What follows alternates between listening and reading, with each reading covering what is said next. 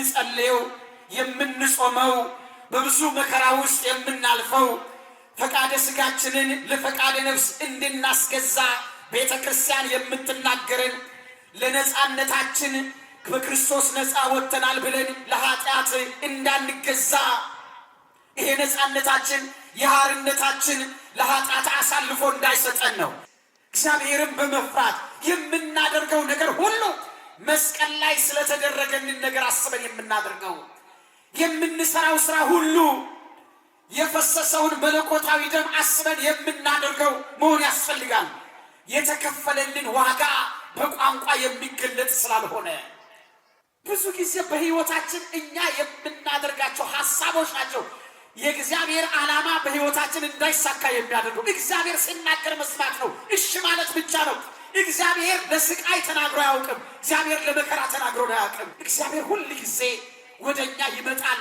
ለምን? ይቀድሰን ዘንድ ያደነን ዘንድ ከመከራ ሥጋ ከመከራ ነፍስ ይታደገን ዘንድ ከተያዝንበት የኃጢአት ደዌ ነፃ ያወጣን ዘንድ። ይሄ ነፃነታችሁ ግን በክርስቶስ ነፃ ነን ማለታችሁ ክርስቶስ አድኖናል፣ ነፍሱን ሰጥቶልናል፣ ከኃጢአት ባርነት ነፃ አውጥቶናል ማለታችሁ ግን ለኃጢአት አሳልፎ እንዳይሰጣችሁ ተጠንቀቁ፣ ራሳችሁን ጠብቁ ይላል። በስመ አብ ወወልድ ወመንፈስ ቅዱስ አሐዱ አምላክ አሜን። ይትባረክ እግዚአብሔር አቡሁ ለእግዚእነ ኢየሱስ ክርስቶስ ዘወለደነ ዳግመ በብዝኃ ምሕረቱ በቸርነቱ የወደደን በምሕረቱ ይቅር ያለን ከሞት ስልጣን ነፃ ያወጣን በልጅነትም የጠራን ለመንግሥተ ሰማያትም ያዘጋጀን የአባቶቻችን አምላክ ቅዱስ እግዚአብሔር ስሙ ለዘለዓለም የተመሰገነ ይሁን። የሚበላውን የሕይወት እንጀራ ያገኘንባት የሚጠጣውን ሕይወቷ የሰጠችን የነፍሳችን መጠጊያ የኃጢአት ስርየት ያገኘንባት የጽድቃችን አክሊል የእናታችን የቅድስት ድንግል ማርያም ስም ለዘለዓለም የተመሰገነ ይሁን። የአባቶቻችን ረድኤትና በረከት በሁላችን ላይ ይደርብን። እግዚአብሔር በብዙ ነገር እስከዚህ ሰዓት ድረስ ያስተምረን ነበረ። ጠቢቡ ሲናገር የሚሰማኝ ሰው ምስጉን ነው፣ ዕለት ዕለት በቤቴ የሚተጋ ደጀንም መድረክ የሚጠብቅ እኔን ያገኘ ሕይወትን ያገኛል፣ ከእግዚአብሔር ሞገስን ያገኛል። እኔን ያጣ ግን ራሱን ይጎዳል። የሚጠሉኝ ሁሉ ሞትን ይወዳሉ ይላል። በዚህ ቦታ ላይ በዚህ ቅዱስ አደባባይ ላይ መገኘታችን የእግዚአብሔርን ደጅ ደጅ መጥናታችን በዚህ ቅዱስ ቦታ ላይ መቀመጣችን ለነፍሳችን ረፍትን ለኃጢአት ስርየትን የማግኘታችን ምልክት ነው። እኔን የሚጠሉ ሞትን ይወዳሉ ይላል። የዘላለም ሕይወትን የሰጠን አምላካችንን እሱን ተስፋ የማያደርጉ በቤቱ የማይተጉ ሰዎች በሞት አደባባይ ላይ የሚመላለሱ ናቸው። ስለዚህ ዘላለማዊ ሕይወትን የሰጠን ፍቅሩን የገለጠልን ኃጢአታችንንም ይቅር ያለን አምላካችን ቅዱስ እግዚአብሔር ስሙ ለዘለዓለም የተመሰገነ ይሁን። እምይእዜሰ ኢኮንክሙ ነግደ ወፈላሴ አላ አንትሙ ሰብአ ሀገሪቶሙ ለቅዱሳን ወሰብአ ቤቱ ለእግዚአብሔር። ቅዱስ ጳውሎስ በዚህ በኤፌሶን መልእክት ምዕራፍ 2 ቁጥር 19 ላይ ከእንግዲህ ወዲህ ከቅዱሳን ጋር ባለሀገሮችና የእግዚአብሔር ቤተሰቦች ናችሁ እንጂ እንግዶችና መጻተኞች አይደላችሁም ይላል። እንግዶችና መጻተኞች አይደላችሁም። እርሱን በማገልገል ራሳቸውን ለእሱ አሳልፈው በመስጠት ቅድስናን ገንዘብ በማድረግ ለወንጌል ሥራ በመትጋት ጨለማውን ዓለም በዘላለማዊ ብርሃን እንዲኖር በማድረግ ነፍሳቸውን ለሱ ሰጥተው በሱ ተማምነው እሱን ካገለገሉት ከቅዱሳን ጋር የእግዚአብሔርን መንግሥት ተካፋዮች ናችሁ እንጂ ከዚህ በኋላ እንግዶችና መጻተኞች አይደላችሁም ይላል ቅዱስ ጳውሎስ። በዚህ የእግዚአብሔር ቃል ላይ የተወሰነ ደቂቃ እግዚአብሔር ይናገረናል ማለት ነው። ከቅዱሳን ጋር ባለሀገሮችና መንግሥቱን አብራችሁ የምትጋሩ የእግዚአብሔር ሰዎች ናችሁ እንጂ እንግዶችና መጻተኞች አይደላችሁም ይላል። ይህንን ቃል ቅዱስ ጳውሎስ በኤፌሶን ላሉ ክርስቲያኖች፣ በኤፌሶን ለሚኖሩ ክርስቲያኖች፣ በወልደ እግዚአብሔር ላመኑ ከጣዖት አምልኮ ከኃጢአት ኑሮ ተላቀው ወልድ ዋሕድ ብለው ላመኑት በኤፌሶን ለሚኖሩ ክርስቲያኖች ያስተማራቸው የተናገራቸው ትምህርት ነው። ይህንን ቃል የተናገረበት ዋነኛው ዓላማ በጊዜው ኤፌሶን የወደብ ከተማ ሆና ብዙ ሕዝብን የምታስተናግድ ብዙ የንግድ መመላለሻ መቀባበያ ወደብ ስለነበረች ከተለያየ አካባቢ የሚኖሩ ሰዎች በዚያች ከተማ ውስጥ ይኖሩ ነበረ። ከዚህ የተነሳ አይሁድም ደግሞ በዚሁ ምክንያት በዚያ ሀገር ላይ ይኖሩ ነበርና እነሱ የአብርሃም ዘሮች ሆነው የእግዚአብሔር ምርጫ፣ የእግዚአብሔር ስጦታ፣ የእግዚአብሔር ማዳን ለነሱ ብቻ የተሰጠ እንጂ ሌላው በእግዚአብሔር ማዳን ውስጥ የተካተተ እግዚአብሔር ሊያድነው የጠራው እግዚአብሔር ሊቀድሰው የጠራው እንዳይደለ አፋቸውን መልተው ይናገሩ ነበረ። ከዚህ የተነሳ ተስፋ ያልተሰጣቸው፣ ሱባኤ ያልተቆጠረላቸው፣ በአብርሃም ዘር በኩል ያልተቆጠሩት እነዚያ በአሕዛብ ምድር ላይ የሚኖሩ ሰዎች ተስፋ ቆረጡ። ሁል ጊዜ በዚህ ዓለም ላይ ያለው ነገር ተስፋ አስቆራጭ ነው። ዓለም እኛን ከክርስቶስ ለመለየት፣ እኛን ከእውነት ለመለየት፣ እኛን በኃጢአት ውስጥ ለመጣል የማይረባ የማይጠቅም ነገርን እያወራች ሐሰተኛ ነገርን እየተናገረች ከእግዚአብሔር እንድንለይ ተስፋ ቆርጠን እንድንወድቅ የምታደርግበት መንገድ በጣም ብዙ ነው። የእግዚአብሔር ልጆች የጠራን የሚናገረን የዘላለም ሕይወትንም የሰጠን እግዚአብሔር የታመነ ነው። ስሙ የተመሰገነ ይሁን። ስለዚህ ሐዋርያው ይህንን ነገር በተመለከተ ጊዜ ለእነዚህ ሕዝቦች እንዲህ ብሎ ተናገራቸው። ወንድሞች ሆይ እናንተ ለአርነት ተጠርታችኋልና ብቻ አርነታችሁ ለሥጋ ምክንያት አይስጥ፣ ነገር ግን በፍቅር እርስ በርሳችሁ እንደ ባሪያዎች ሁኑ ይላል። ወንድሞች ሆይ ለአርነት ተጠርታችኋል፣ ለነጻነት ተጠርታችኋል። ከዚህ ዓለም ኃጢአት ከሰይጣን እስራት ውስጥ ነፃ እንድትወጡ በስሙ አምናችሁ የዘላለም ሕይወት እንድትወርሱ የተጠራችሁት በነጻነት ነው። እግዚአብሔር የነጻነት አምላክ ነው። ከተገዛችሁበት የኃጢአት ኑሮ ነፃ አውጥቷችኋልና ይሄ ነጻነታችሁ ግን በክርስቶስ ነፃንን ማለታችሁ ክርስቶስ አድኖናል፣ ነፍሱን ሰጥቶልናል፣ ከኃጢአት ባርነት ነፃ አውጥቶናል ማለታችሁ ግን ለኃጢአት አሳልፎ እንዳይሰጣችሁ ተጠንቀቁ፣ ራሳችሁን ጠብቁ ይላል። ዛሬ በዓለም ውስጥ ያለው ነገር ቅድም መምህርም የነገሩን ነገር ይሄው ነው። ትናንትናም በዚህ ነገር ላይ በሰፊው ሲነግሩን ነበረ። በዚህ ዓለም ላይ የመስቀሉን ነገር የሚያቃልሉ፣ ፍቅሩን የሚያቃልሉ፣ በደሙ የሚቀልዱ፣ በማዳኑ የሚቀልዱ፣ ሁል ጊዜ የአምልኮ መልክ ያላቸው ኃይሉን የካዱ፣ በዚህ ዓለም ላይ ለመብልና ለመጠጥ ብቻ የሚሰሩ፣ በዚህ ዓለም ላይ አሸብርቀው ለመኖር ብቻ ምድራዊ ነገርን የሚፈልጉ፣ ሰማያዊ ሕይወት የሌላቸው፣ እግዚአብሔርን መፍራት የሌላቸው በጣም ብዙዎች ናቸው። የእግዚአብሔር ልጆች እኛ የተጠራነው የዘላለም ሕይወት ለማግኘት ነው። ስለዚህ የዘላለም ሕይወት ለማግኘት ከዚህ ከጨለማው ገዢ ጋር እየተዋጋን ነው የምንኖረው። ውጊያችን ደግሞ ዝም ብሎ አይደለም። ሰይፍ አንስተን በመወርወር ድንጋይ አንስተን በመወርወር አይደለም። የእኛ ሰይፋችን በዓይን የሚታይ አይደለም። ለዚህ ነው ቅዱስ ጳውሎስ የጦር ዕቃችን ሥጋዊ አይደለምና ነገር ግን በእግዚአብሔር ፊት ምሽግን ለመስበር ብርቱ ነው ይላል ሐዋርያው ሲናገር። ለምን እኛ የምንወረውረው ፍላጻችን በዓይን የሚታይ አይደለም፣ ጠላታችንም በዓይን የሚታይ ስላልሆነ የምንጸልየው የምንጾመው በብዙ መከራ ውስጥ የምናልፈው ፈቃደ ሥጋችንን ለፈቃደ ነፍስ እንድናስገዛ ቤተ ክርስቲያን የምትናገረን ለነጻነታችን በክርስቶስ ነፃ ወጥተናል ብለን ለኃጢአት እንዳንገዛ ይሄ ነጻነታችን የሐርነታችን ለኃጢአት አሳልፎ እንዳይሰጠን ነው። የክርስቶስ ከሆን በሥርዓት መኖር ያስፈልጋል።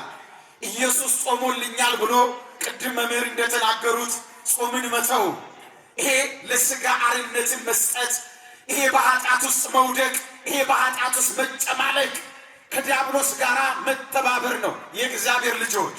ለዚህ ነው ሆድ ለመብል ነው መብልም ለሆድ ነው፣ እግዚአብሔር ግን ሁለቱንም ያጠፋቸዋል ተብሎ ተጽፏል። በዚህ ዓለም ላይ ስንኖር በምንኖርበት ዓለም ላይ በመብል የሚሰሩ አልተጠቀሙበትም ነው የሚለው። ስለዚህ የምንጾመው ፈቃደ ሥጋችንን ለፈቃደ ነፍሳችን ለማስገዛት ክርስቶስ የሰጠንን ነፃነት የነፍሳችንን አርነት ለመጠበቅ ዳግመኛ በኃጢአት ባርነት ላለመያዝ ለሰይጣን እጃችንን ላለመስጠት የማይታየውን ጠላታችንን ለመጣል ከዚህ የተነሳ እንጾማለን፣ እንጸልያለን። በብዙ ተጋድሎ በብዙ መከራ የእግዚአብሔርን መንግሥት እንጠባበቃለን።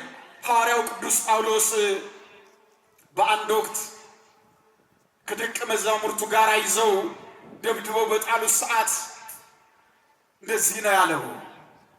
በዚህ በሐዋርያት ሥራ ምዕራፍ 22 ቁጥር 14 ላይ ሲናገር በብዙ መከራ በብዙ ጭንቀት ወደ እግዚአብሔር መንግሥት መግባት ያስፈልገናል አለ። የቅዱሳን ሐዋርያት መገረፋቸው፣ መደብደባቸው፣ በእሳት መቃጠላቸው የእግዚአብሔርን መንግሥት በመሻት ነው። ምድራዊ ነገር ሁል ጊዜ የሚቀር ነገር ነው። ስለዚህ ነው ለነዚህ በኤፌሶን ለሚኖሩት በክርስቶስ ላመኑት ክርስቲያኖች ሐዋርያው ሲናገር ብቻ አርነታችሁ ለሥጋ ምክንያት አይስጥ፣ ነገር ግን በፍቅር እርስ በርሳችሁ እንደ ባሪያዎች ሁኑ፣ ከኔ ወንድሜ ይሻላል ማለትን ውደዱ፣ ትምክህትን ራስ ወዳድነትን አስወግዱ፣ ከኔ ወንድሜ ይሻላል በሉ፣ እርስ በርሳችሁ በፍቅር ሁኑ። ይህንን ማድረግ ነው የእግዚአብሔር የማዳን ሥራ የተገለጠው። በሕይወታችሁ እርሱን መስላችሁ መንግሥቱን እንድትወርሱ ነው። ለዚህ ነው እኮ ሐዋርያው ቅዱስ ጳውሎስ ለቆሮንቶስ ክርስቲያኖች ሲናገር እኛ የክርስቶስን መልክ እናብለጨልጫለና። ምን ማለት ነው? ምን ማለት ነው? እርሱ በምድር ላይ ያሳየውን ፍቅር ለአሕዛብ በማሳየት ለምድራውያን በማሳየት ለጨለማው ዓለም በማሳየት የአምላካችንን የፍቅር ሥራ ለአሕዛብ በኑሯችን እንመሰክራለን። የእሱን ትሕትና ለአሕዛብ በማሳየት ለጨለማው ኑሮ በማሳየት የክርስቶስን ትሕትና ለሰው ያለውን እውነተኛ ትሕትና ራሱን ዝቅ የማድረጉን ከሰማይ የመውረዱን ሰዎችን ለማዳን በዚህ ዓለም ላይ በትሕትና እስከ ሞት ድረስ መታዘዙን ለዓለም እናሳያለን። ክርስቲያን በምድር ላይ ሲኖር አምላኩን ነው የሚያንጸባርቀው። ሁል ጊዜ በእኛ ላይ ክርስቶስ ነው መሳል ያለበት። ያዳንን ጌታ፣ የቆሰለልን ጌታ፣ የሞተልን ጌታ። ስለዚህ እርስ በርሳችሁ በፍቅር እንደ ባሪያዎች ሁኑ፣ ሕግ ሁሉ በአንድ ቃል ይፈጸማልና እርሱም ባልንጀራ እንደ ራስህ ውደድ የሚል ነው። ነገር ግን እርስ በርሳችሁ ብትነካከሱ ብትበላሉ እርስ በርሳችሁ እንዳትጠፋፉ ተጠንቀቁ ይላል። ጸብ መጠፋፋትን ስለሚያመጣ ጸበኝነት የእግዚአብሔር ስላልሆነ ይሁላችሁ ሁል ጊዜ በዚህ ዓለም ላይ ስንኖር በትዕግስት እግዚአብሔርን በመፍራት የምናደርገው ነገር ሁሉ መስቀል ላይ ስለተደረገልን ነገር አስበን የምናደርገው የምንሰራው ሥራ ሁሉ የፈሰሰውን መለኮታዊ ደም አስበን የምናደርገው መሆን ያስፈልጋል። የተከፈለልን ዋጋ በቋንቋ የሚገለጥ ስላልሆነ ስለዚህ ከዚህ ሐሳብ እንድንወጣ ነው። ነገር ግን እላለሁ በመንፈስ ተመላለሱ፣ የሥጋ ምኞትን ከቶ አትፈጽሙ፣ ሥጋ በመንፈስ ላይ መንፈስም በሥጋ ላይ ይነሳሳልና ይላል ሐዋርያው። ስለዚህ ይህን ነገር አታድርጉት እያለ ነው ሐዋርያው ሲናገር። ከዚህ ነገር ውስጥ ውጡ ይላል። ለምን? ያዳነን እግዚአብሔር የነፍሳችንን ቅድስና የመለሰልን በመንግሥተ ሰማያት የሚያኖረን እሱ ነው። ይህ ማዳን በሰዎች ላይ እንዴት ነው የተፈጸመው? እንዴት ነው የተፈጸመው? ተመልከቱ። ይህ ዓለም ለ5500 ዘመን በኃጢአት ጨለማ ውስጥ ይኖር ነበረ። ይህ ኃጢአት የመጣው ባለመታዘዝ ምክንያት፣ ለእግዚአብሔር እሺ ባለማለት ምክንያት፣ ከእግዚአብሔር ሐሳብ ይልቅ የራስን ሐሳብ የመደገፍ ጉዳይ፣ በሌብነት ምክንያት ሞት በሰው ሁሉ ላይ ነገሰ። በእርግጥ በዚህ ዓለም ላይ የአባታችን አዳም አለመታዘዝ ሁላችን ኃጢአተኛ ቢያደርገንም በመታዘዝ ውስጥ ይኖሩ የነበሩ አርዕስተ አበው ነበሩ። ኖኅን የሚያክል ሰው አቤልን የመሰለ እግዚአብሔር ንጽሐ ባህሪ ነው አለውና ንጹሕ ነገር ይፈልጋል፣ በንጽሕና ልናመልከው ልንሰዋለት ይገባል ብሎ ንጹሕ መሥዋዕትን በእግዚአብሔር ፊት ያቀረበ፣ ልቡ ከመሥዋዕቱ ጋር የተባበረለት መጽሐፍ ሲናገር ወነጸረ እግዚአብሔር ላዕለ አቤል ወመሥዋዕቱ፣ እግዚአብሔር ወደ አቤል ወደ መሥዋዕቱን ተመለከተ ብሎ የአቤል ቅን ልቦናና ታዛዥ ልቦናና የእግዚአብሔር ማደሪያ ልብና መሥዋዕቱን እግዚአብሔር ያየለት፣ ከብዙ ኃጢአተኛ መካከል ራሱን ለይቶ በብዙ ኃጢአተኛ መካከል ከመኖር ለብቻ እግዚአብሔርን ማምለክ ይሻላል ብሎ ራሱን የለየው ሰው ኖኅ በጣዖት አምልኮ ምድር ከማውቃቸው ሰዎች ከዘመዶቼ ከማውቀው ምድር ላይ ከመኖር ከእግዚአብሔር ጋር ስደተኛ መሆን ይሻላል፣ እግዚአብሔር ባለው ምድር ላይ መኖር ይሻላል ብሎ ዘመዶቹን ትቶ የሄደው አብርሃም። እነዚህ ሰዎች ሁሉ ለእግዚአብሔር የታዘዙለት ሰዎች ናቸው። ግን ይሄ መታዘዝ፣ ግን ይሄ መሥዋዕት ማቅረብ፣ ግን ይሄ ለእግዚአብሔር ቃል ታዛዥ መሆን የወደቀውን ሰው ማንሳት አልቻለም። ሰው ከውድቀቱ ይነሳ ዘንድ አልቻለም። ሰው ከኃጢአት ነፃ ይወጣ ዘንድ አልቻለም። ምክንያቱም በሰውና በእግዚአብሔር መካከል ያለውን የጸብ ግድግዳ ማፍረስ የሚችል ክንድ ከምድራውያን በኩል አልነበረም። ስለዚህ ይህንን የሚያፈርስ ክንድ ያስፈልጋል። ይህንን የሚሽር ጥበብ ያስፈልጋል። ይህንን የሚያስወግድ ኃይል ያስፈልጋል። ከዚህ የተነሳ የአብ ኃይሉ፣ የአብ ጥበቡ፣ የአብ ክንዱ እግዚአብሔር ወልድ በሥጋ ይገለጽ ዘንድ ፈቃዱ ሆነ። ስሙ የተመሰገነ ይሁን። ሥጋ መልበስ ፈቃዱ ሆነ። ይሄ ሥጋ ከየት ነው ከተባለ ከቅድስት ድንግል ማርያም ሥጋ በጥንተ ተፈጥሮ የፈጠረውን ሥጋ ለመዋሃድ እግዚአብሔር ወልድ ፈቃዱ ሆነ። ለዚህ ነው ሊቁ ሲናገር እያወረደ ሥጋም ሰማይ አላ ዘነስአ እሞለተ ዳዊት የሚለው ከሰማይ ሥጋ ይዞ የመጣ አይደለም፣ ነገር ግን ከዳዊት ልጅ ከድንግል ማርያም ነሳው እንጂ። የእመቤታችን ስም የተመሰገነ ይሁን። በሔዋን ምክንያት የመጣው የጸብ ግድግዳ፣ በሰዎች መካከል የነበረው የጸብ ምንጭ ሔዋን ስለነበረች በሴት ምክንያት የመጣውን ኃጢአት በሴት ምክንያት ይሽረው ዘንድ የእግዚአብሔር ፈቃድ ሆነ። ሔዋን ምክንያተ ሞት ሆና ነበርና ድንግል ማርያምን ምክንያተ ድኂን ምክንያተ ሕይወት አድርጎ እግዚአብሔር አመጣልን። ስሙ የተመሰገነ ይሁን። ስለዚህ ለአባቶቻችን የተስፋ ቃል ሰጣቸው። የሚያድንበት ዘመን፣ ሰው ከኃጢአት ነፃ የሚወጣበት፣ ከሞት የሚያመልጥበት፣ ሕይወት የሚገኝበት ዘመን እንደሚመጣ እግዚአብሔር ለአዳም በሐምስ ዕለቶም ፈቃደ ዕለት ሰወለድ ወለተ ወለትከ በአምስት ቀን ተኩል ከልጅ ልጅ ተወልጄ አድነሃለሁ የሚል የተስፋ ቃል እግዚአብሔር ለአባታችን ለአዳም ሰጠው። ስለዚህ ይህን የተስፋ ቃል ከአዳም ጀምሮ የተነሱት አርዕስተ አበው ነቢያት ሁሉ ይጠብቁት ነበረ። እግዚአብሔር የተናገረውን ስለሚያደርግ፣ እግዚአብሔር ፈቃዱን ስለሚፈጽም። ስለዚህ ያ ዘመን ሲደርስ እግዚአብሔር ወደ ሐናና ወደ ኢያቄም ልጅ ወደ እመቤታችን ወደ ቅድስት ድንግል ማርያም ተመለከተ። ለዚህ ነው ሊቁ ሲናገር ወሶበረ ንጽሕናኪ ለሊሁ እግዚአብሔር አብ ፈኖ ሀቤኪ መልአኮ ብርሃናዊ ዘስሙ ገብርኤል ወይቤለኪ መንፈስ ቅዱስ ይመጽእ ላዕሌኪ ወኃይለ ልዑል ይጼልለኪ ይላል። እግዚአብሔር አብ ንጽሕናሽን ቅድስናሽን ባየ ጊዜ ስሙ ገብርኤል የሚባል ብርሃናዊ መልአኩን ወደ አንቺ ላከ። እርሱም ወደ አንቺ መጥቶ የልዑል ኃይል ይጋርድሻል ብሎ ተናገረሽ ብሎ ሊቁ የተናገረው ከዚህ የተነሳ ነው። ያ ዘመን ሲመጣ ያ ዘመን ሲቀርብ እግዚአብሔር ከእመቤታችን ይወለድ ዘንድ ፈቃዱ ሆነ። ያ ዘመን ደረሰ። ለዚህ ነው ቅዱስ ጳውሎስ በዚህ በገላትያ መልእክት ምዕራፍ 4 ቁጥር 4 ላይ ወአመ በጽሐ ዕድሜሁ ፈነወ ለነ እግዚአብሔር ወልዶ ዋህደ ዘተወልደ እምእሲት የዘመኑ ፍጻሜ በደረሰ ጊዜ የቱ ከልጅ ልጅ ተወልጄ አድንሃለሁ ያለው ዘመን እግዚአብሔር የቀጠረው ቀጠሮ ሰዓቱ በደረሰበት ሰዓት እግዚአብሔር ከሴት የሚወለደው ልጁን ላከው ብሎ ሐዋርያው የተናገረው ከዚህ የተነሳ ነው።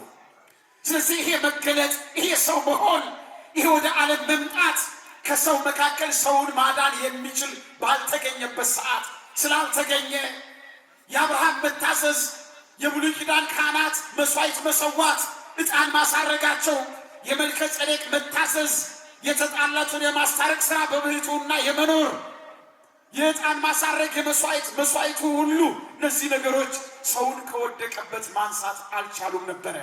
እነዚህ አርዕስተ አበው በሕይወታቸው ለእግዚአብሔር ታዛዦች ነበሩ። ግን ዕረፍተ ዘመን ሲገታቸው እንኳን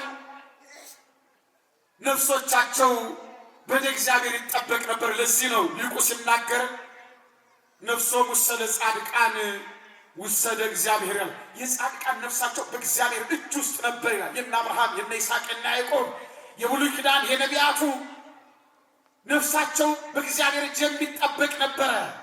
ከዚህ የተነሳ ያ ዘመን መዳን የሚፈጸምበት ሕይወት የሚቆምበት ዘመን መጣ።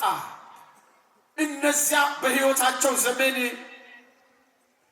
እግዚአብሔርን ይከተሉ የነበሩ ሱባዔ የተቆጠረላቸው ትንቢት የተነገረላቸው በአብርሃም ዘር ውስጥ ተቆጥረው የሚቆጠሩ የነበሩት ሕዝቦች እነሱ የሚድኑበት አሕዛብ ከጨለማ ኑሮ ከጣዖት አምልኮ ነፃ የሚወጡበት ዘመን ደረሰ። ያ ዘመን ለዚህ ነው ሐዋርያው ይህንን ነገር የተናገረው። ስለዚህ እንዲህ አለ። በዚህ በኤፌሶን መልእክት ላይ ሐዋርያው የገለጠው ይሄንን ነው። እንደዚህ አለ። እርሱ በመስቀሉ ጥልን ገሎ በሁለታችሁ በአንድ አካል ከእግዚአብሔር ጋር ያስታርቃችሁ ዘንድ ነው አለ። በመስቀሉ ጥልን ገሎ የቱን ጠል?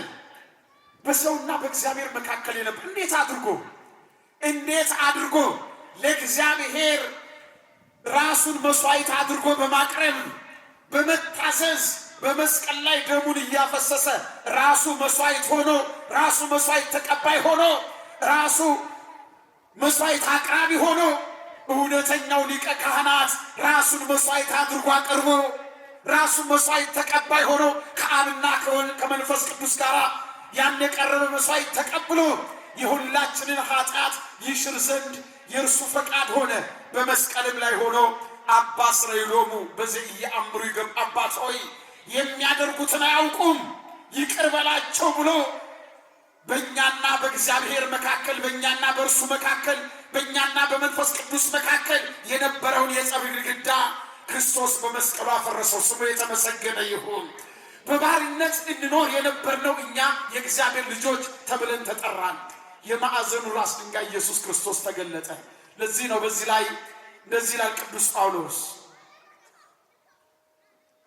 መጥቶም ርቃችሁ ለነበራችሁ ለእናንተ ሰላምን ቀርበው ለነበሩት ለሰላምን የምስራች ብሎ ሰበከ። በእርሱ ሥራ ሁላችሁ በአንድ መንፈስ ወደ አብ መግባት አለን እንዳይላል። አያችሁ፣ ርቃችሁ ለነበሯል ለማ እነዚያ አይሁዳውያን ይቀልዱባቸው የአብርሃም ዘሮች ነን እግዚአብሔር የመረጠን እኛን ነው እያሉ ይቀልዱ ለነበሩት ለአይሁድ ብላላቸው ቀርባችሁ ለነበራችሁ ለእናንተ ርቀን ለነበርነው ለእኛ ለሁላችንም እርሱ ሰላም ብሎ ሰበከልን። ሰላማችንን ሰጠን፣ ከኃጢአት ባርነት ነፃ ወጣን፣ ከጨለማ ኑሮ አዳነን። ስለዚህ ይሄ የሆነው ይሄ የተደረገው በእርሱ ስራ ነው አለ። ለምን? ማንም ማዳን ስላልቻለ። ለምን? ኃጢአተኞች በደለኞች ስለነበርን እኛ መስዋዕታችን በእግዚአብሔር ፊት መቅረብ አቅቶት የሚታይ መስዋዕት ጠፍቶ ሰው ከወደቀበት የሚነሳበት አቅም አጥቶ ስለነበረ ይሄን ካለ በኋላ እንግዲህስ ከእንግዲህ ወዲህ ከቅዱሳን ጋር ባላገሮችና የእግዚአብሔር ቤተሰቦች ናችሁ እንጂ እንግዶችና መጻተኞች አይደላችሁም ማለት። ይገርማችኋል። እንግዶች አይደላችሁም ማለት እነዚያ አሕዛብ እንግዶች አይደላችሁም። የአብርሃም ዘር በነፍሳችሁ ሆናችኋል። የአብርሃም ልጆች ተብላችኋል። ስለዚህ እነሱ በሥጋ የአብርሃም ልጆች ቢባሉ እናንተ ደግሞ ከመታዘዙ የተነሳ የአብርሃም ልጆች ናችሁ። በጽድቁ በኩል እግዚአብሔር ዘርህን እንደ ምድር አሸዋ እንደ ሰማይ ከዋክብት አበዛለሁ ብሎ ሲናገር የተቆጠራችሁት በእግዚአብሔር ጥበብ ውስጥ እናንተም ናችሁ ሲላቸው፣ ከዚህ በኋላ እናንተ ባሪያዎች መጻተኞች አይደላችሁም፣ መንግሥቱን አብራችሁ የምትካፈሉ የእግዚአብሔር ልጆች ናቸው አለ ቅዱስ ጳውሎስ። እግዚአብሔር የተመሰገነ ይሁን። የእግዚአብሔር ልጆች እግዚአብሔር ሁል ጊዜ በሕይወታችን ውስጥ የማይተውን አምላክ እግዚአብሔር ነው። የማይተውን ሁል ጊዜ የሚደግፈን ከወደቅንበት የሚያነሳን እንደሱ ያለ ማንም የለም። እንደሱ ያለ ከባርነት ቀንበር ነፃ ያወጣን፣ እንደሱ ያለ ጨለማውን ያሸነፈልን ብርሃናችን፣ ኃጢአታችንን የገሰጸው ጽድቃችን፣ ሞታችንን ያጠፋው ሕይወታችን እሱ ነው። ለዚህ ነው ከእንግዲህ ወዲህ ከቅዱሳን ጋር ባለሀገሮችና የእግዚአብሔር ቤተሰቦች ናቸው እንጂ እንግዶችና መጻተኞች አይደላችሁም ማለት ነው። ለምን? እሱ ሁሉን በመስቀሉ ስላቀረበ፣ በደሙ ስለቀደሰ ባሪያ የለም፣ ጨዋም የለም፣ ሴትም የለም፣ ወንድም የለም፣ ሁሉም በክርስቶስ የእግዚአብሔር ልጆች ናቸው እንጂ ያለው ለዚህ ነው። በዚህ በገላትያ መልእክት ላይ ሐዋርያው ሲናገር ይሄንን ነው የሚገልጠው። ወደ ገላትያ ሰዎች ምዕራፍ 4 ቁጥር 7 እንደዚህ ይላል፣ ስለዚህ ከእንግዲህ ወዲህ ልጅ ነህ እንጂ ባሪያ አይደለህም፣ ልጅም ከሆንክ ደግሞ በክርስቶስ የእግዚአብሔር ወራሽ ነህ ይላል። ይሁላችሁ የእግዚአብሔር ልጅ ሰው ጠዋት ተምራችኋል። በጣም የሚገርም ታሪክ እኮ ነበረ። ያ ረጅም ዘመን በደዌ ተይዞ የነበረው ሰውዬ ክብር ይግባውና ኢየሱስ ክርስቶስ ወደ እነዚያ ወደ በሽተኞቹ ወደ መጠመቂያው ቦታ ሲመጣ ማንም የማያስታውሰው 38 ዓመት አልጋው ላይ የተኛውን ሰው እየጠጋ ሲለው ልትድን ትወዳለህ ሲለው ውሃው ሲናወዝ ታቅፎ ወደ ውሃው የሚያስገባኝ ሰው የለኝም ማለት ሰው የለኝም። አያችሁ ሁል ጊዜ የማይዝለው ክንዱ ዘላለማዊ ፍቅሩ ሁል ጊዜ ከኛ ጋር ነው፣ ይደግፈናል። ሰው የለኝም የ30 ዓመት ጎልማሳ ሆኖ ስለተገለጠለት ያን ጊዜ ስለታየው ስላገኘው ታቅፎ ወደዛ የሚያስገባው ነው የመሰለው። እውነተኛው መድኃኒት፣ እውነተኛው አዳኝ፣ ነፍሳችንን ከኃጢአት ማሰሪያ ነፃ የሚያወጣት በመንግሥተ ሰማያት የሚያኖረን ሥጋዬን ብሉ ደሜን ጠጡ እኔም በመንግሥተ ሰማያት አሳርፋችኋለሁ ያለን እውነተኛው አምላካችን አልጋን ተሸክመ በሰላም ሄዳለሁ። ስሙ የተመሰገነ ይሁን። እግዚአብሔር ሁል ጊዜ ወደኛ ይመጣል።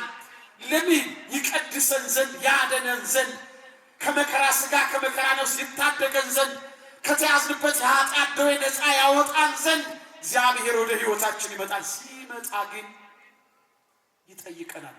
ፈቃደኝነታችን ይፈልጋል እግዚአብሔር። ይገርማቸዋል። ለምን? እሱ አስገድዶ ያይደለ በፍቅር የሚገዛ ጌታ፣ እሱ የሚያቀርበን አምላክ ስለሆነ ወደ እያንዳንዳችን ሕይወት ክርስቶስ ይመጣል። እግዚአብሔር ይመጣል። ሊያድነን ሊታደገን እግዚአብሔር ይመጣል። በመዳናችን ጊዜ ሕይወት ባገኘንበት ሰዓት ዓለም እንቅፋት ታስቀምጣለች። አንድ ቀን ያን በደዌ የተያዘ ሰው 38 ዓመት ሙሉ በመከራ ውስጥ የነበረውን ሰው ያን ሰው ሄደው ያልጠየቁት ሰዎች የዳነ ቀን በሰንበት ለምን አልጋን ተሸከምክ ብለው ጠየቁት። ዓለም ሁል ጊዜ እንደዚህ ነው የምታደርገው። እሱ ግን ወደኛ የሚመጣው ሊያድነን ሊታደገን ነፃነታችን ሊሰጠን ነፍሳችንን ከኃጢአት ኑሮ ነፃ ሊያወጣት ነው። በዚህ ዓለም ላይ የሰዎች ሁኔታ ተቀያያሪ ነው።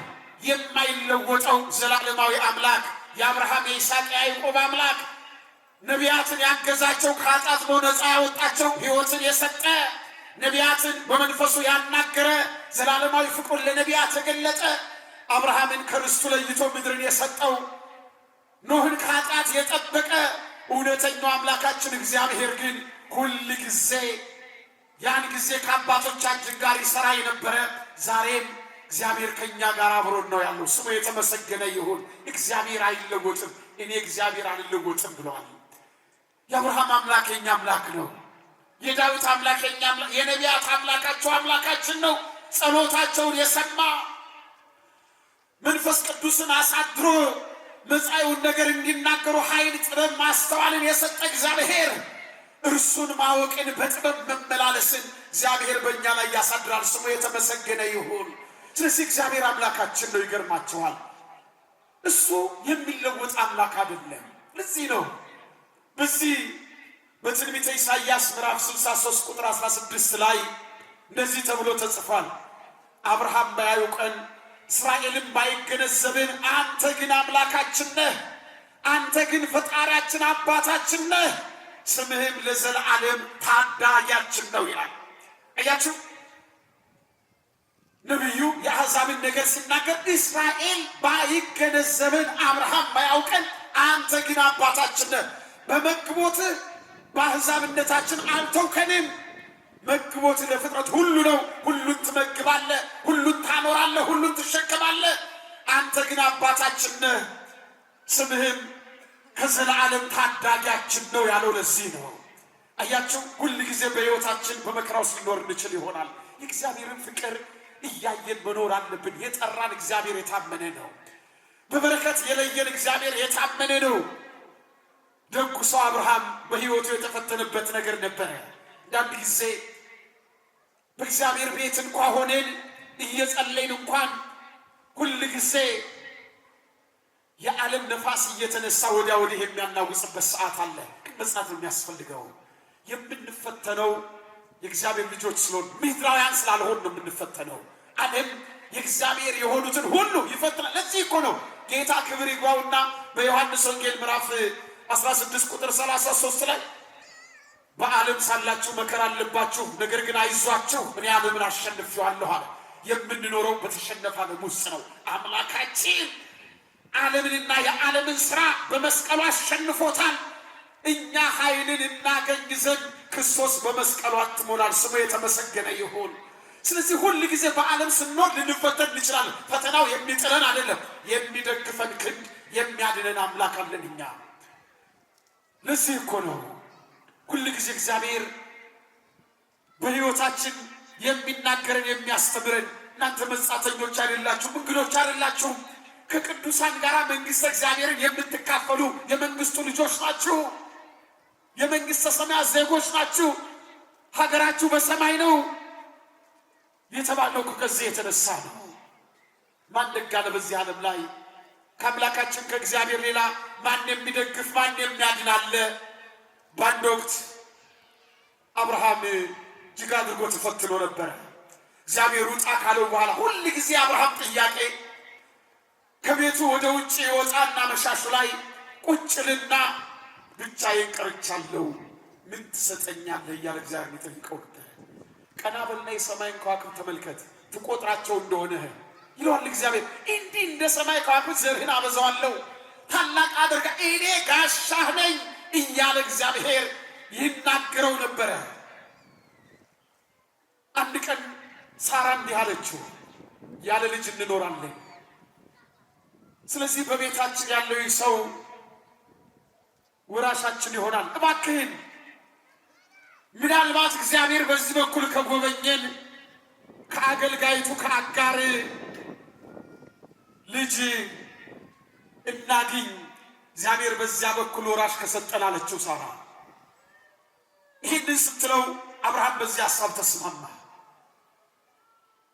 ሁል ጊዜ በሕይወታችን ውስጥ የእግዚአብሔርን ጊዜ መጠበቅ መልካም ነው። ከዚህ የተነሳ አብርሃም በሐሳቡ ተስማማ። ወደ አጋር ገባ። አብርሃም ከአጋር ልጅ ወለደ። አጋር አብርሃም በእቅፏ እንደገባ ባወቀች ጊዜ ሳራን መናቅ ጀመረች። ይሄ በምድር ላይ ስንኖር አስቸጋሪ ሕይወታችን ነው። አንዳንድ ጊዜ ለእግዚአብሔር የቀረብን እየመሰለን ወንድሞቻችንን የምንጠላ፣ ኃጢአታቸውን የምንቆጥር፣ የእነሱ ስህተት የእኛ ጽድቅ መስሎ የሚታየን ሁል ጊዜ በሕይወታችን ይህን የምናደርግ ሰዎች አለን። ከተጠጋን ከቀረብን ሌላው የራቀ በእግዚአብሔር የማይወደድ የሚመስለን የእግዚአብሔርን ቸርነት የማዳኑን ሥራ መመልከት የሚያቅተን በጣም ብዙዎች ነን። ሳራ ተናደደች። አገልጋይ የምታደርገውን አየህ አለችው። እሷ በእጅሽ ናት አላት።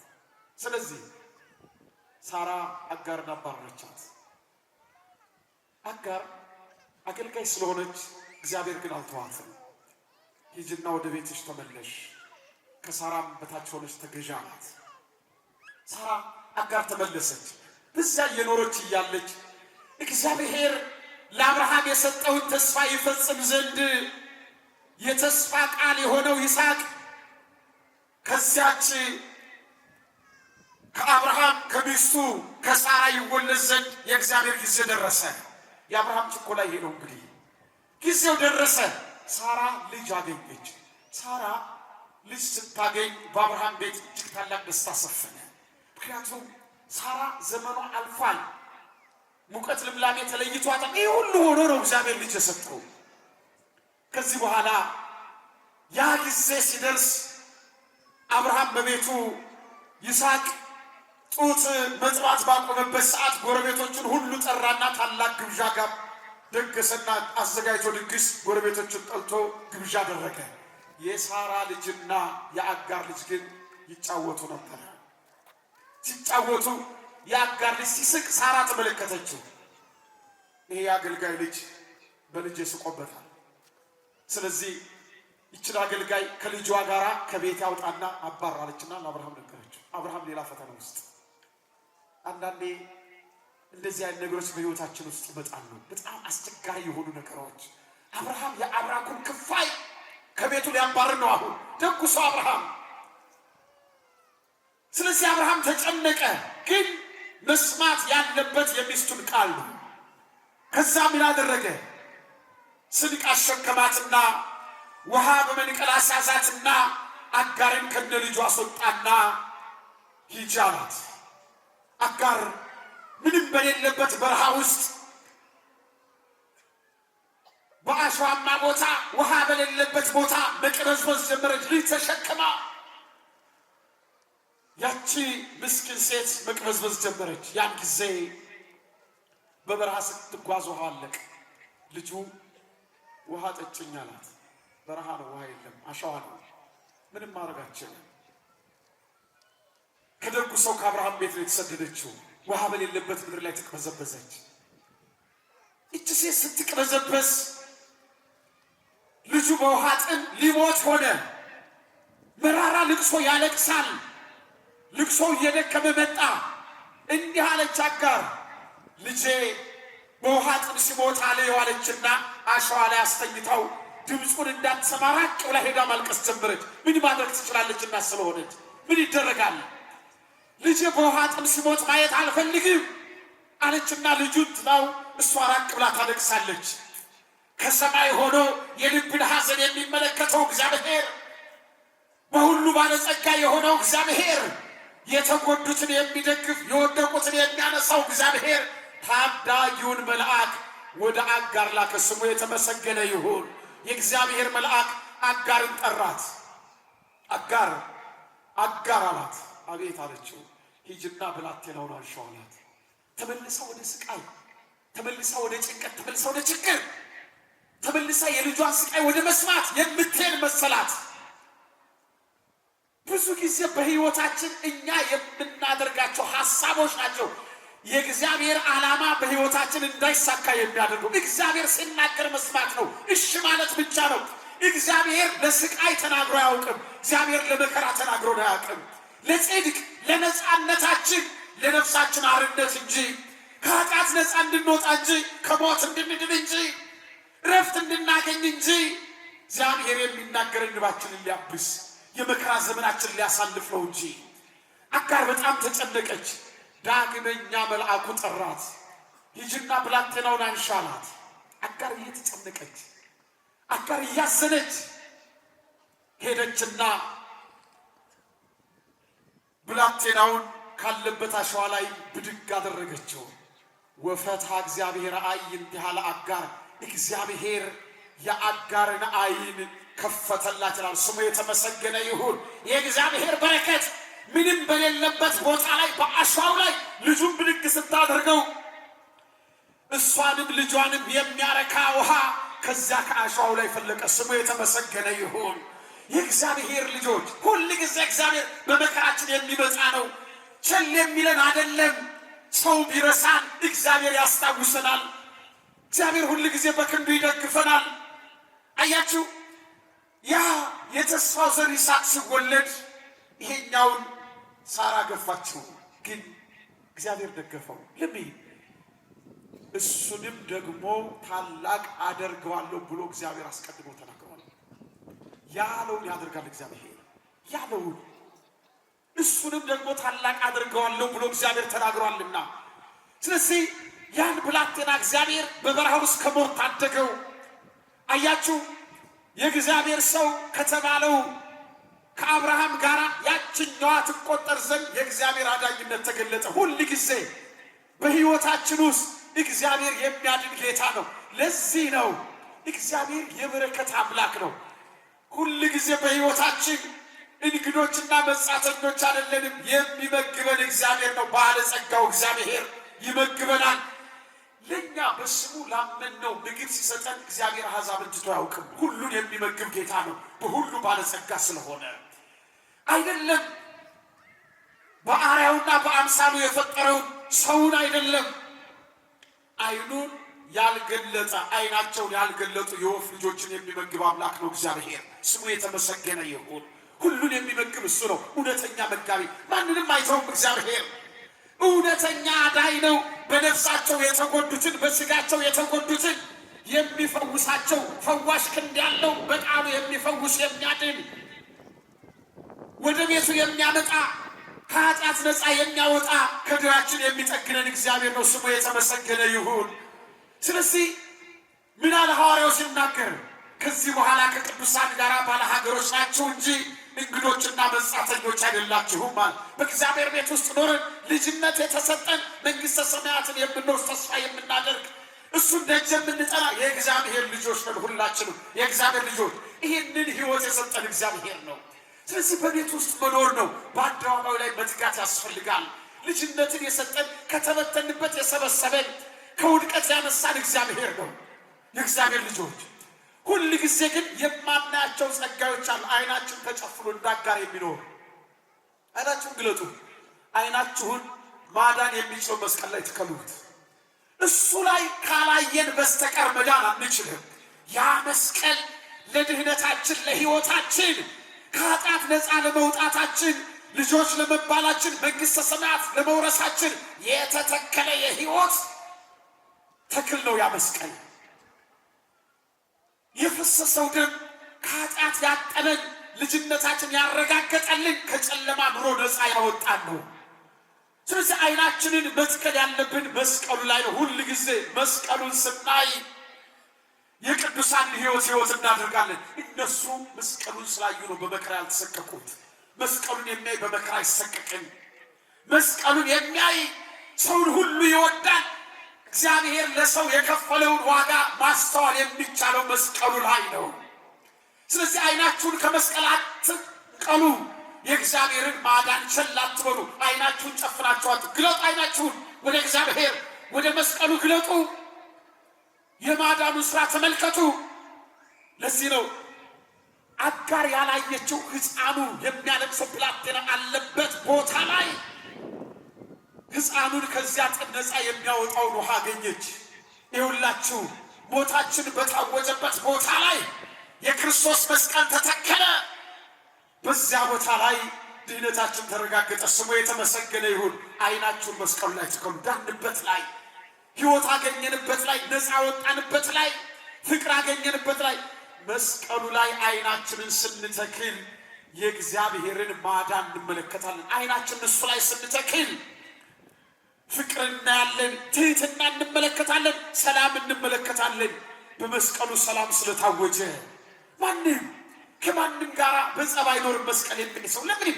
ክርስቶስ ሰላማችን ስለሆነ የጸብ ግድግዳን በመስቀሉ ስላፈረሰው በሕዝብና በአሕዛብ መካከል እግዚአብሔር ነፃነትን ስለሰጠ እርቅን ስለፈጸመ የማዕዘኑ ራስ ድንጋይ ክርስቶስ ሁሉን ስላገናኘ ስሙ የተመሰገነ ይሁን።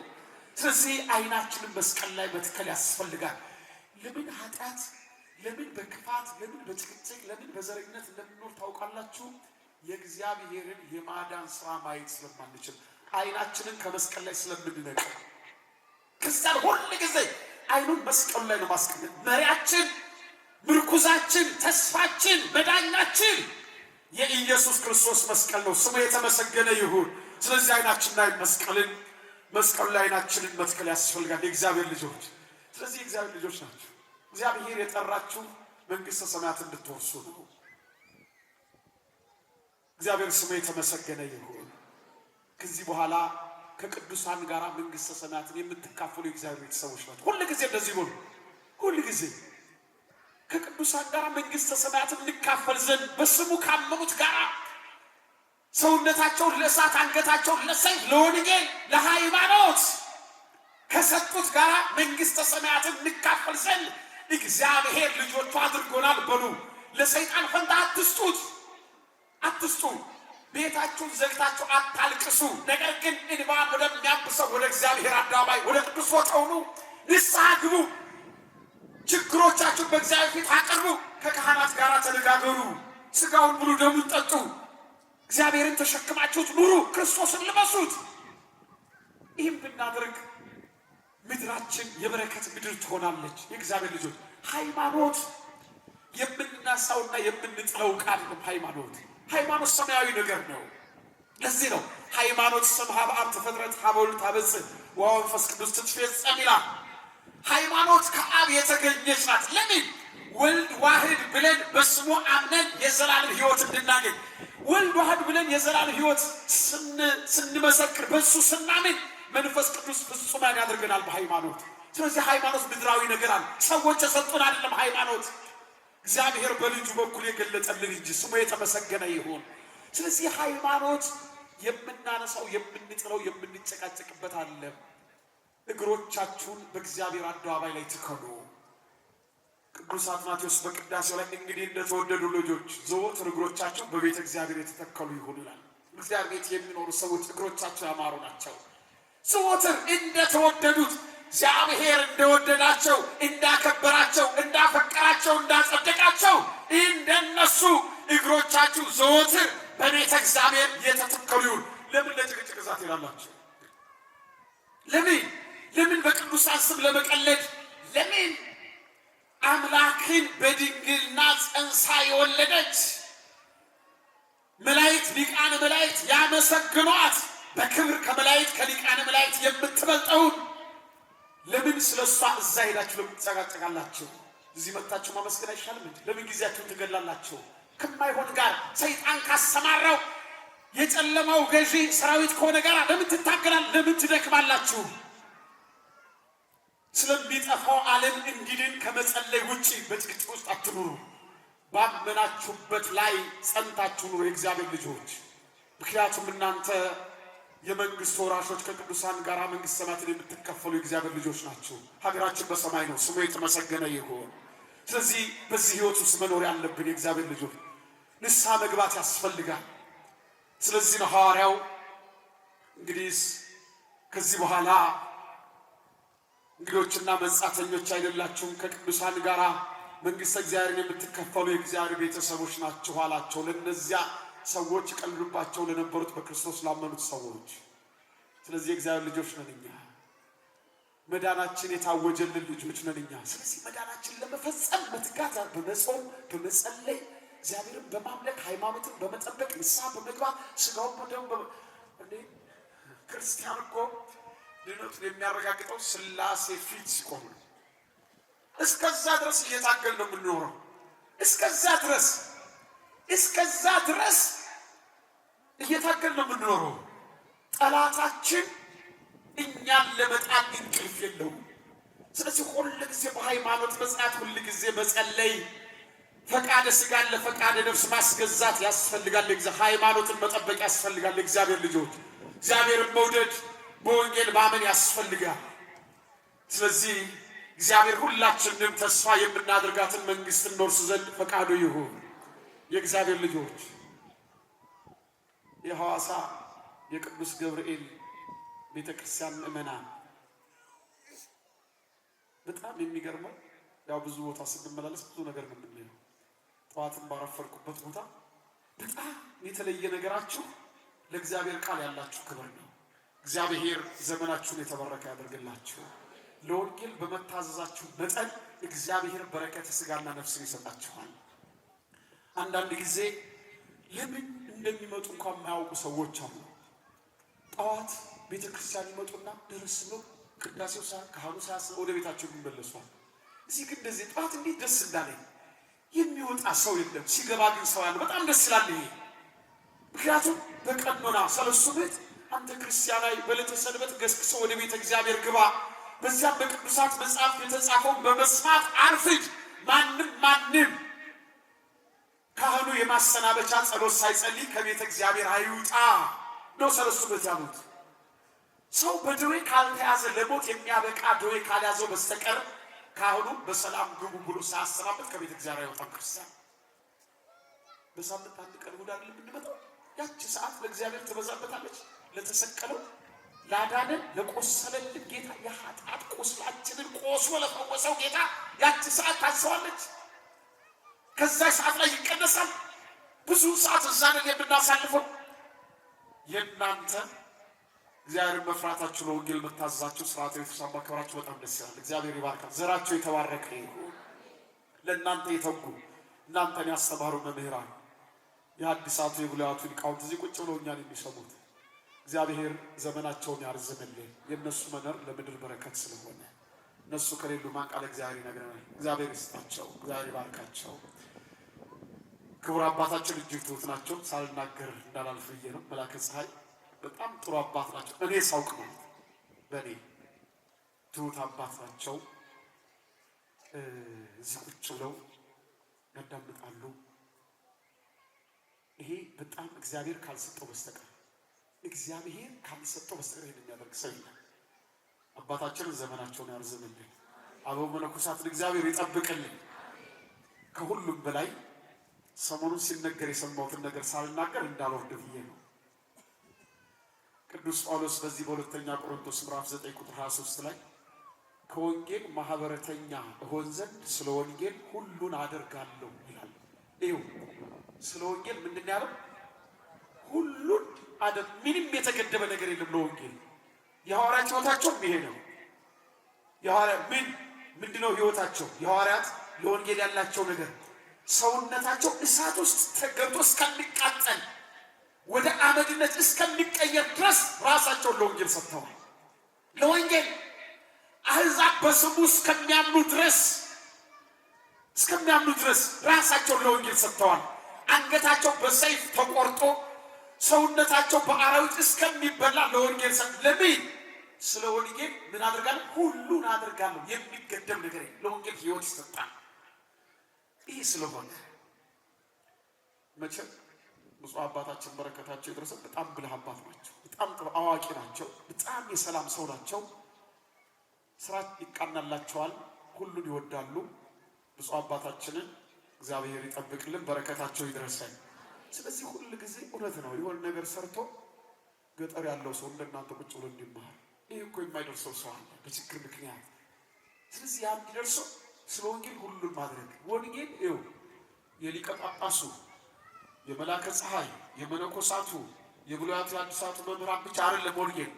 ያንቺም ያንተም ያንቺም የእናንተም የሁላችንም የኔም ወንጌል ድርሻ ነው። ሁላችን ለወንጌል የማይሰራ ክርስቲያን የህይወታችን መሪ የነፍሳችን መመሪያ ለኛ በአዋጅ የተሰጠን መመሪያችን እግዚአብሔር ተቀዳሚ ተከታይ በሌለው በልጁ የሰጠን የህይወት መመሪያ ቅዱስ ወንጌል ነው።